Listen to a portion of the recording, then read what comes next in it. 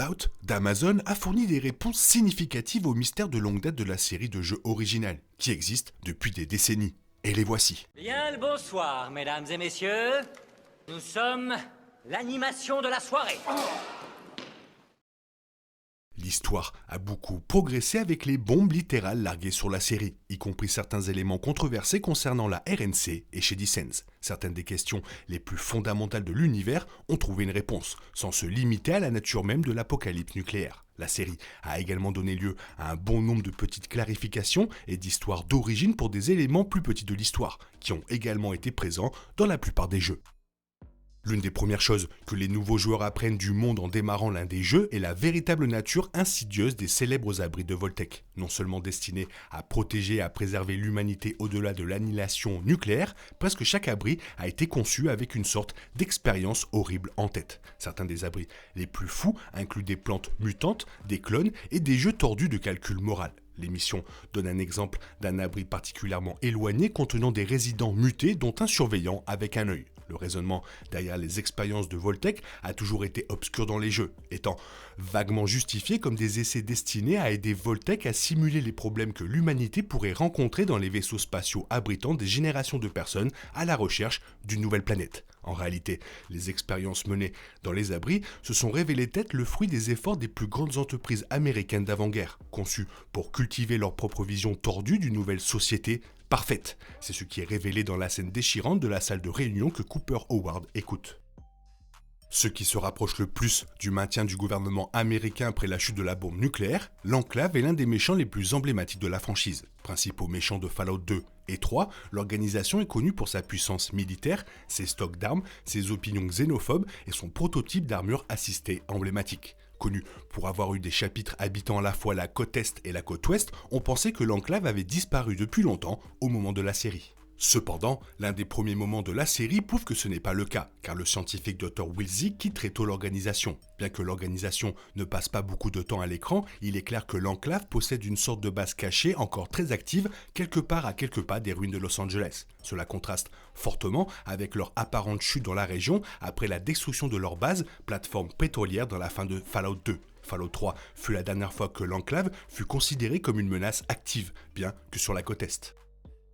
Non très connu dans les jeux, Kanigou est l'un des personnages incontournables de l'histoire. Nommé d'après le chien de Mad Max, un berger allemand simplement nommé Kanigou est un adepte qui peut être recruté dans Fallout. Fallout 2, Fallout 3 et Fallout 4. Les différents animaux sous le même nom ont une variété de propriétaires à travers les jeux. Mais comment une population de chiens de race pure, en bonne santé, en est venue à errer dans un terrain vague rempli d'animaux sauvages autrement mutés et restait un mystère pendant un certain temps. La série semble avoir enfin expliqué d'où les différents protagonistes des jeux tiraient leur fidèle compagnon canin, en introduisant son propre Kanigou, alias CX404. Faisant partie d'un programme de sélection de l'Enclave, le CX404 a été sauvé par le Dr. Wilsey, bien qu'il n'ait pas atteint le quota de poids pour les candidats en bonne santé du programme. Plus tard, il est appelé Kanigou par la Goule, prenant officiellement sa place comme le dernier d'une longue lignée de compagnons animaux dans l'histoire de Fallout. Il est possible que chaque Kanigou de la série Fallout soit le résultat d'une évasion d'un élevage similaire de l'Enclave. Dans de nombreux cas, la franchise Fallout doit contourner le fait que chaque jeu a plusieurs fins possibles en fonction des actions du joueur. Parfois, une seule fin est choisie comme événement canon définitif. Mais dans le cas de Fallout New Vegas, la complexité morale et la variété des factions qui peuvent aboutir au contrôle de New Vegas et des friches de Morave rendent les choses plus grises. Alors qu'Amazon a dû écrire sur ce manque d'informations dans une certaine mesure, Fallout a quand même donné un aperçu de New Vegas, suggérant des gagnants et des perdants clairs. Il est peu probable que la fin de la RNC de Fallout New Vegas soit désormais canon étant donné la destruction de la nation peu de temps après les événements du jeu. La Légion de César semble également être un choix improbable étant donné que la féroce nation des esclavagistes n'est même pas mentionnée dans la série. Cela signifie qu'il est plus que probable que le protagoniste de Fallout New Vegas, le courrier, ait fini par se ranger du côté de Mr. House ou simplement reprendre le strip pour lui-même.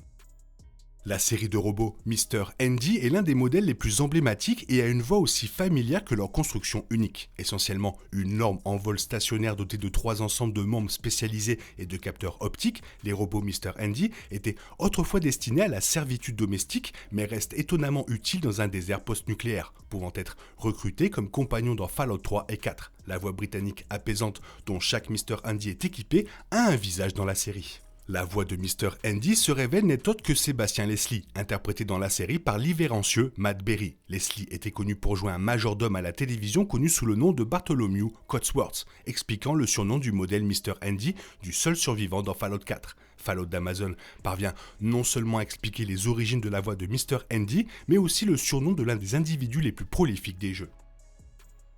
L'un des rares membres du casting de Fallout qui soit réellement un personnage majeur des jeux est Robert House, mieux connu sous le nom de Mr. House de New Vegas. PDG et brillant ingénieur derrière la majorité des robots rétro-futuristes, Mr. House était un génie qui finit par survivre à l'apocalypse et loin dans le futur, devenant un acteur majeur dans les ruines de ce qui était autrefois Las Vegas. Dans Fallout New Vegas, Mr. House décrit intimement les préparatifs qu'il a pu faire non seulement pour survivre à la catastrophe imminente, mais aussi pour y prospérer. Dans Fallout New Vegas, Mr. House raconte au courrier qu'il a pu prédire avec précision l'heure et le lieu des frappes nucléaires grâce à un logiciel de simulation de pointe. Cependant, les révélations de la série prouvent qu'il s'agit peut-être d'un mensonge pour se faire mousser, typique de l'égoïsme de Mr. House. Comme Mr. House était effectivement présent à la réunion d'entreprise clandestine au cours de laquelle Voltec a annoncé son intention de lancer la première frappe nucléaire, Mr. House avait peut-être simplement une connaissance privilégiée du moment et du lieu où tomberaient les premières bombes, ce qui lui aurait permis de se préparer. La transformation en ghoul est un danger très réel auquel toute personne vivant dans les terres désolées doit faire face, avec des doses mortelles de radiation transformant parfois les humains normaux en immortels sans peau. Les ghouls peuvent souvent devenir sauvages, cédant à leur nature bestiale et devenant à peine plus que des animaux obsédés par la consommation de chair humaine, comme Lucy l'apprend à ses dépens dans la série. Les mécanismes exacts derrière la transformation des ghouls en sauvages ne sont jamais exposés dans les jeux, mais la série l'a fait plus clairement que jamais. Il s'avère que le simple temps n'est pas le seul facteur à prendre en compte pour savoir si une ghoul devient sauvage ou non. Certaines ghouls étant toujours très conscientes bien qu'elles soient présentes avant la chute des bombes et d'autres se dégradant rapidement en monstres carnivores. Il s'avère que l'utilisation de certains produits chimiques est la seule chose qui peut empêcher une ghoul de devenir sauvage. La propre ghoul flingueuse de la série prenant grand soin de rester sous son contrôle. Cela expliquerait pourquoi certaines ghouls sont capables de conjurer les effets mentaux de leur état pendant des siècles, tandis que d'autres deviennent des zombies carnivores en un temps record. Dans l'histoire du DLC Point Lookout de Fallout 3, il est fait mention d'un grand jeu joué entre les personnes les plus puissantes qui ont réussi à survivre à la Grande Guerre. Dans la petite histoire parallèle, il y a deux vestiges du gouvernement d'avant-guerre, l'espion britannique Ghoul Desmond Lockhart et le prestigieux professeur Robobrain Calvert qui luttent pour le pouvoir. Leur soi-disant grand jeu ne revient plus jamais dans la franchise, bien qu'il soit suggéré que des personnes bien plus importantes que Desmond Lockhart et le professeur Calvert y jouent.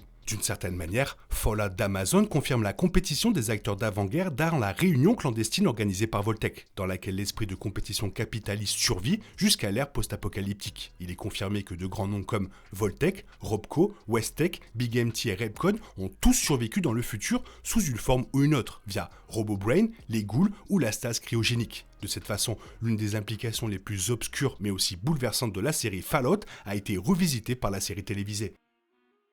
Voilà, ça fait toujours plaisir d'avoir beaucoup plus de réponses sur l'univers Fallout. Toi, qu'est-ce que tu en penses? Fais-moi part de ton avis dans la zone commentaire. Sinon, il est temps pour toi de reprendre le cours normal de ta vie. On se retrouve bientôt pour une nouvelle vidéo. Bisous, bisous, bye bye.